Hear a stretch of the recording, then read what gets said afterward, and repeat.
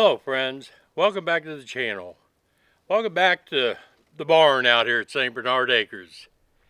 This is Friday the 21st of March. How y'all are? A little chilly today. A little chilly and windy. I don't know who ordered this wind lately, but trust me, we've got a lot of it. Found a deal on all the pipe I need, all the SDR 35 pipe that I need. I'm gonna get this offloaded. Then I'll be back to talk to you in a second.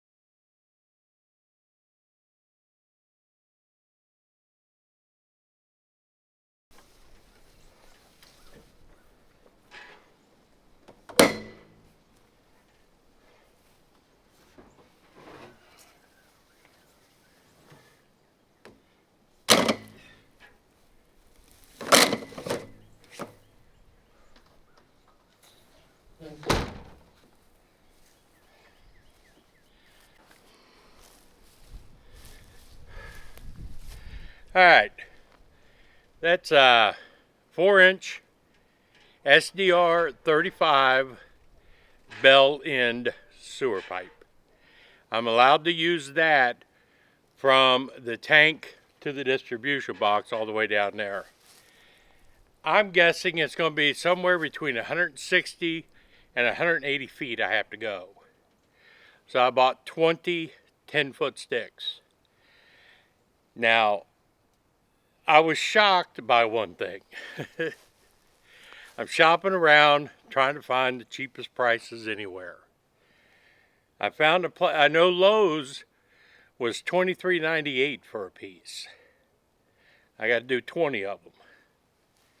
I found the cheapest I found was $21 in Woodsfield, Ohio, which is kind of on the way here. It's probably 30 miles out of the way. But for $3 difference per stick, I needed 20 of them. That was $60. So, you know, that was like a no-brainer. I'll drive 30 minutes out of my way to save $60. And last night while I was at work, I thought, let me look at Lowe's, because I forgot I might get a military discount on these. And if that drops it down, you know, $2 or $3, then I'm good to go. I can just pick them up at Lowe's on my way out. I don't have to drive out of my way. So I go to Lowe's. $23.98. I put 20 of those in my cart, and I go look. I get a 10% discount, military discount, and if you buy more than 8, they take another 20% off. So I'm like, whoa. I am so glad I looked, because I figured Lowe's was out of the question. And that's better at Home Depot or Menards or any of the places around here local. I wound up, after my military discount and after the bulk, you know, contractor price or whatever they call it, discount, because I bought 20 of them, wound up being $17.66 a stick. I'm like, hell yes. So I have in there the Schedule 40 pipe that I need to go from the house to the septic tank. This should be enough to run all the way down to the leach field. And I still have to buy some elbows and things like that. But I had factored in $1,000 for all the piping. Jeez, talk much? For all the piping, all the fittings, the glue, the incidental stuff that you don't think about. And that was $400 of it, after tax and all that kind of crap. Well, no, it was like 363. So I was very happy to, realize what I had done there. So I have a question for you mathematicians people, right? $23.98 each, right? Bought 20 of them. Took 10% off. That took $2.40 off per stick, right? Then they took 20% off after that. So that's what took it down to $17.50 a stick. My question is, which would be better? Which would give you the best discount? A straight 30% off, or 10% off and then 20% off of that total, or 20% off and then 10% off the total? Which way would be the best and save the most amount of money? They gave me 10% off per stick, and then they gave 20% off the order. You guys figure out which would be the best way to do it and let me know what you think. I'll let you know what it really is. But yeah, I got all those now. Somebody mentioned taking the test, getting that out of the way so I'm not rushed when we get ready to do this. I'm taking the test next week. I'm studying for my ham license, technician's license at the same time. Gary and I there's a club, a Northern Panhandle amateur radio club. They meet in Wheeling. And every Friday morning they meet at Bob Evans for breakfast, members of the club. So they invited, me and Gary to come out there. One of the guys, the president of the club, works at the hospital. And I saw him, and he wears a hat with his call sign on it. And I'm like, wow, that's cool. And I mentioned to him, I was getting ready to get my technician's license. We're getting into it. And told him Gary was, my Elmer. Evidently, Elmer is a amateur radio term, an elder mentor type thing. So they said Gary was my Elmer.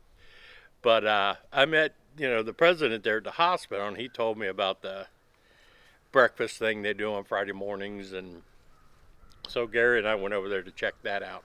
It was pretty cool. It was a little fellowship, And got some questions answered about how the testing goes and how to set it up and when to take it and all that kind of stuff. So that was a good little trip this morning. I'm glad we did that.